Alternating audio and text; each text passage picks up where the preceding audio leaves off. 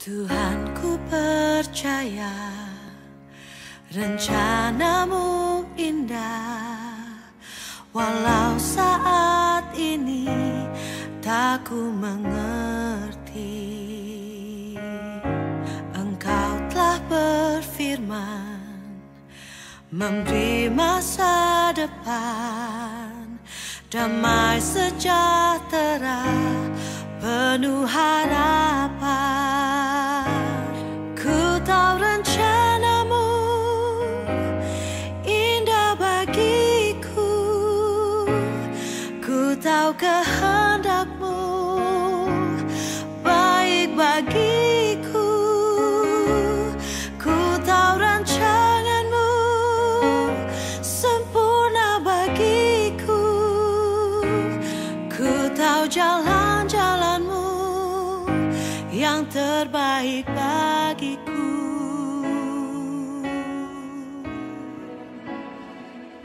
Salam sejahtera untuk kita semua.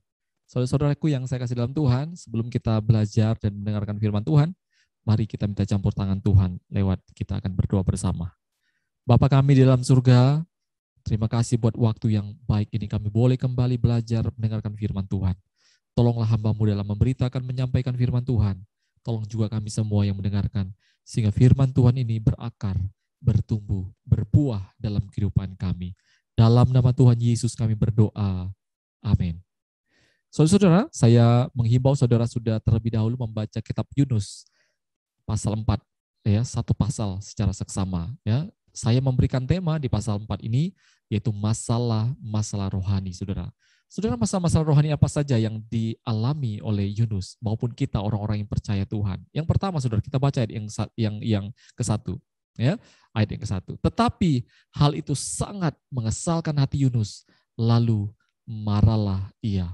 Saudara, kita tahu ya Yunus kesal marah itu karena apa? Karena ketika Tuhan sudah mengutus Yunus, ya, tapi Tuhan tidak melaksanakan, ya, tidak sesuai dengan prediksi Yunus, ya, ketika orang Niniwe bertobat, Tuhan tidak jadi untuk menghukum kota Niniwe, saudara. Ya, ini sangat mengesalkan hati Yunus, saudara. Ya, kesal itu berarti kita kecewa, ya, marah itu kita tidak senang, ya. Kenapa? Karena ada satu perlakuan orang, ya, yang terjadi dalam hidup kita yang tidak sesuai dengan yang kita harapkan. Dalam hal ini Yunus sedang kecewa, kesal, marah kepada Tuhan, ya. Kenapa Tuhan, ya? Kenapa sesuatu yang Engkau utus, sesuatu yang Engkau sampaikan, Engkau tidak kerjakan, Tuhan? Yunus sangat marah, saudara. Ya, saudara, terkadang juga dalam kehidupan kita, ya, kita juga mengalami kekesalan, kemarahan kepada Tuhan. Ya, kenapa Tuhan hari ini atau kemarin atau mungkin sesuatu yang sedang kita hadapi saat ini, Tuhan, kenapa Tuhan? Harusnya tidak begini, Tuhan. Kenapa orang yang kusayangi Tuhan ambil? Kenapa Tuhan? Kenapa Tuhan hal-hal yang ini sangat penting dalam hidupku, kenapa Tuhan terganggu jadinya, Tuhan? Tuhan, kenapa Tuhan ini sampai terjadi? Kadang-kadang kita kesal marah, Tuhan. Ya.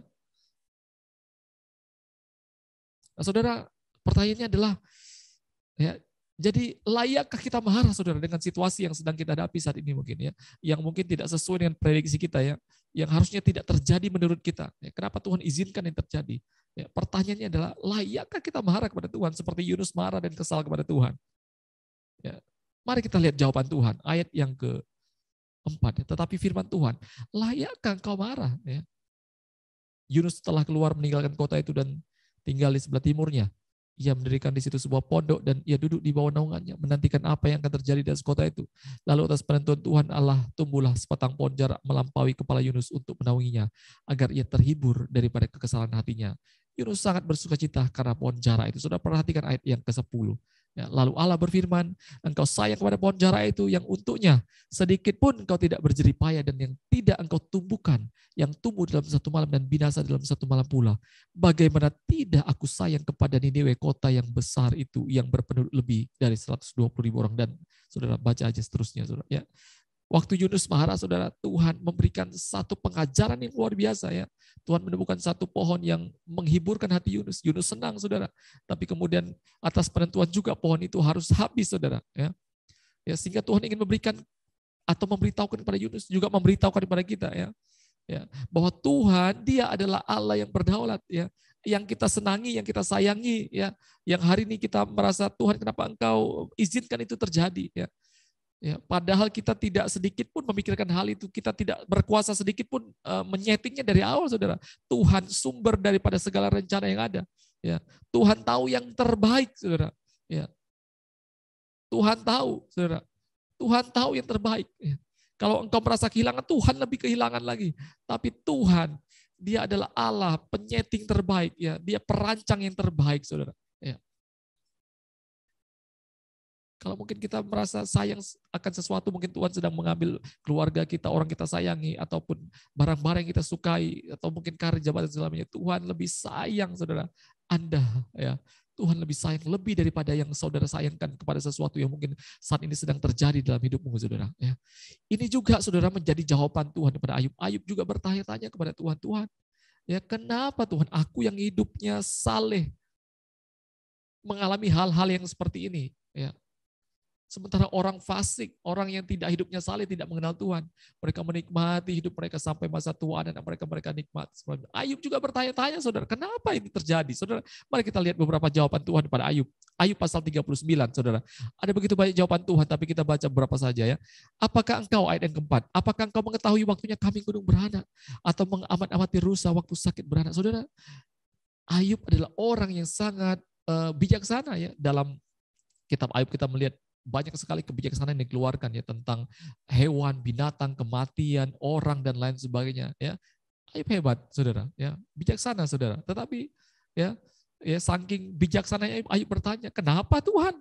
Kenapa ini terjadi Tuhan? Harusnya tidak terjadi Tuhan." Lalu Tuhan memberikan jawaban kepada Ayub, ya. Coba nih, katanya engkau bijaksana, katanya engkau tahu. Nih aku kasih pertanyaan, coba jawab ya. Apakah engkau mengetahui waktunya kambing gunung beranak atau mengamati rusa waktu sakit beranak? Ayub tercengang-cengang dan tidak bisa memberikan jawaban. Jadi manusia dalam kepintarannya, dalam kebijaksanaannya, ya hanya dalam satu pertanyaan Tuhan saja, kita tidak mampu menjawabnya, menandingi Tuhan, saudara. Artinya apa, saudara? Kalau kita merasa kita maha tahu, saudara, kita tahu segalanya, dibandingkan dengan Tuhan, kita kurang tahu, saudara. Tuhan lebih tahu kenapa ini terjadi dalam hidup kita. Kenapa Tuhan lakukan itu, saudara. Misalkan, saudara, kita perhatikan ayat yang ke-8, 39 ayat 8. Siapakah yang mengumbar keledai liar? Atau siapakah yang membuka tali tambatan keledai jalang? Kepadanya telah kuberikan tanah dataran sebagai tempat kediamannya dan padang masin sebagai tempat tinggalnya. Ia menertawakan keramaian kota dan tidak mendengarkan teriak si pengiring. Ya, ayat yang ke-12. Apakah lembu hutan mau takut padamu atau bermalam dekat palunganmu? Nah, saudara perhatikan ya. Ayub adalah orang yang berkuasa, ya, punya uang dan segalanya. Dia bisa mengatur karyawannya dan lain-lain sebagainya. Sekarang pertanyaan Tuhan, bisakah hewan yang seperti itu? Keledai liar, ya, lembu hutan, engkau taklukkan, engkau kuasai? Tidak bisa, saudara. Kadang kita berpikir kita berkuasa dan lain sebagainya. Di sini Tuhan ingin memberikan satu penegasan bahwa Tuhan adalah Allah yang berdaulat, saudara. Ya. Tuhan adalah Allah yang berdaulat. Tuhan adalah Allah yang maha tahu. Ya, sehingga kalau kita sedang marah, kesal sama Tuhan, kenapa ini terjadi, kenapa begini, saudara, Tuhan adalah Allah yang maha tahu. Tuhan adalah Allah yang maha berdaulat. Ya. Ya. Saudara, selain itu, saudara, ya, hidup kita adalah hidup yang sudah dibeli oleh Tuhan, lunas dibayar oleh Tuhan, sehingga saudara, ya harusnya kita juga ya memiliki sikap Tuhan. Hidupku adalah milikmu, suka-sukamu Tuhan. Ya. Kita perlu percaya bahwa rencana Tuhan, rencana yang penuh damai sejahtera, hari depan yang penuh harapan, saudara. Meskipun hari ini kelihatannya yang kita alami adalah begitu hal yang sangat yang berat sekali dalam hidup kita, saudara. Ya. Saudara, yang kedua, saudara, ya, yang pertama adalah hati-hati terhadap kekesalan, kemarahan kita kepada Tuhan, saudara. Ya. Karena ketidaktahuan kita, saudara. Yang kedua, saudara, masalah-masalah yang sedang dihadapi ya oleh anak Tuhan, yang dialami oleh Yunus juga, saudara, adalah masalah sok tahu, saudara. Ya. Ayat 2, saudara. Dan berdoalah ia kepada Tuhan, katanya, ya Tuhan, bukankah telah kukatakan itu ketika aku masih di negeriku? Itulah sebabnya maka aku dahulu melarikan diri ke Tarsis, sebab aku tahu bahwa engkaulah Allah yang berkasih dan penyayang. Saudara perhatikan ya. Ayub mengatakan, aku tahu, bandingkan dengan orang-orang Nineve, saudara. Pasal 3 ayat 9. Siapa tahu mungkin Allah akan berbalik dan menyesal. Saudara, jauh sekali ya. Padahal kita sudah mengenal Tuhan lama, sudah menjadi anak Tuhan lama ya. Kita merasa bahwa kita tahu, oh Tuhan harusnya begini, harusnya begini, harusnya begini, saudara. Orang Nineve yang baru kenal Tuhan, siapa tahu mungkin Allah akan berbalik, saudara. Orang yang sok tahu adalah orang yang mengambil sebuah kesimpulan dan keputusan yang bertentangan dengan Tuhan, saudara ya. Disuruh ke Nineve, perginya ke Tarsis. Disuruh memberitakan pertobatan, dia malah memutuskan hukuman, saudara. Ya. Ini ciri-ciri orang yang sok tahu, saudara. Saudara yang saya kasih dalam Tuhan, Yakobus mengatakan ya, jadi sekarang hai kamu yang berkata hari ini atau besok kami berangkat ke kota Anu dan di sana kami akan tinggal setahun dan berdagang serta mendapat untung, sedang kamu tidak tahu apa yang akan terjadi besok. Apakah arti hidupmu? Hidupmu itu sama seperti uap yang sebentar saja kelihatan lalu lenyap. Sebenarnya kamu harus berkata, jika Tuhan menghendakinya, kami akan hidup dan berbuat ini dan itu. Saudara, ini masalah daripada juga orang-orang anak-anak Tuhan, saudara. Kita merasa sok tahu. Kadang dalam segala kegiatan kita, pekerjaan, usaha, hubungan, dan lain sebagainya, kita tanpa ragu-ragu apa yang sudah ada dalam hati dan pikiran kita kerjakan, saudara. Tanpa bertanya kepada Tuhan, tanpa mencari tahu apakah ini adalah kehendak Tuhan, saudara.